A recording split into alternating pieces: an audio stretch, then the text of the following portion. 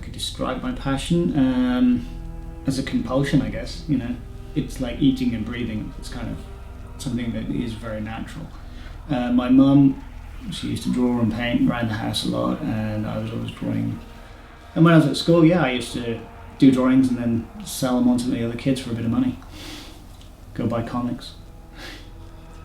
My name is Mark Weatherhead. I'm from Shrewsbury, Shropshire in the UK. When you learn tattooing and you're being like either an apprentice or mentored by an artist, especially someone of Tommy's caliber, you definitely sort of, it's almost like a bit like Star Wars and the Padawan thing.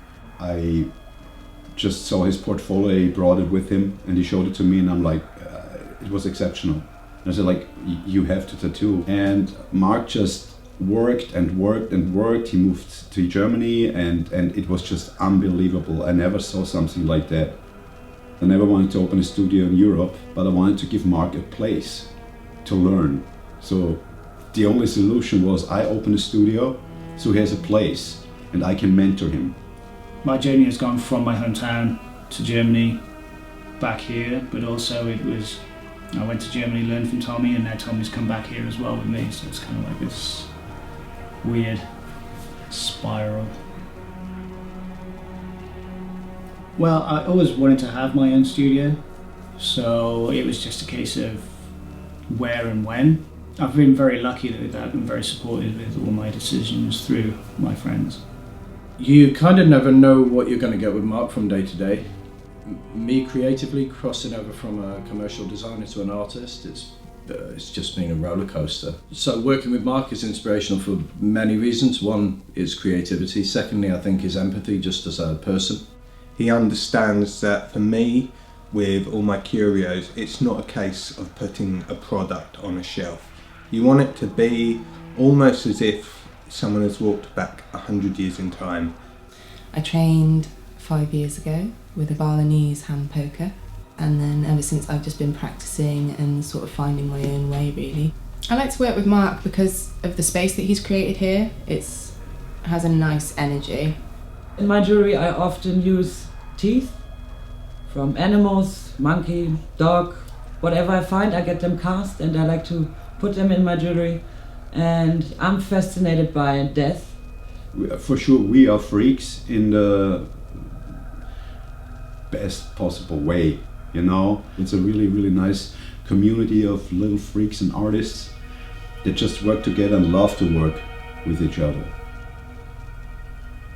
When you've got an old building that's got old witches' marks and it's had a lot of people come in and out over the years, it's going to pick up something. I think the vibe that we created here from the building and the fabric of the building, it is a sanctuary for creativity. It's where we all come to let loose. It's a space for the people who don't normally fit in.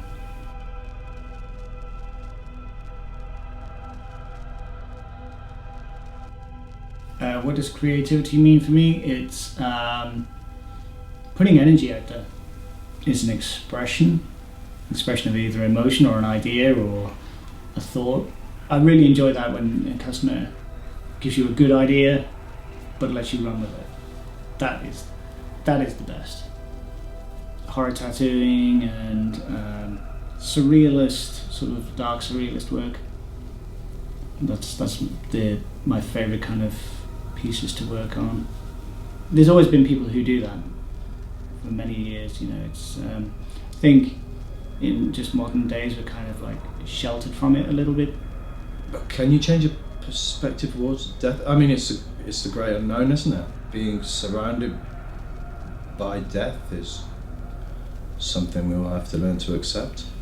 You know, time's running out for everything, and I just see the beauty in these dead things and everything, because as said, it just enforces life even more, how important it is, letting the inner demons out. This is one part also, like this, like pain, psychological pain, just letting it out, to release it onto another medium so you can actually deal with it from the outside. I don't know of any creative individual who hasn't seen the dark side. But the beauty in this day and age is the fact that we are talking about it more. We are all openly admitting that we have issues. Obviously there are elements of death all among the curiosities, which is important because I think people need to use death as their advisor more because it makes you live more in the present moment and not take things for granted. However, I think it's quite a happy and lovely place to work from. It's not like a sorrowful place. I love coming here. The crossover, the skills, the things that I learn from people like Tommy and Mark, I'm like a sponge. So I'll take that all day. I have no idea what is in line in future for my Curiosities and One for Sorrow. This could be something that lasts forever. I just wish, and I know that this One for Sorrow will be huge. It will be a huge thing. It opens up a complete new journey for me. I hope this project is going to last at least forever. We've got a very unique space here, and I think it needs nurturing. It needs that sort of, for a place that's filled with a lot of dead things, it needs a lot of life.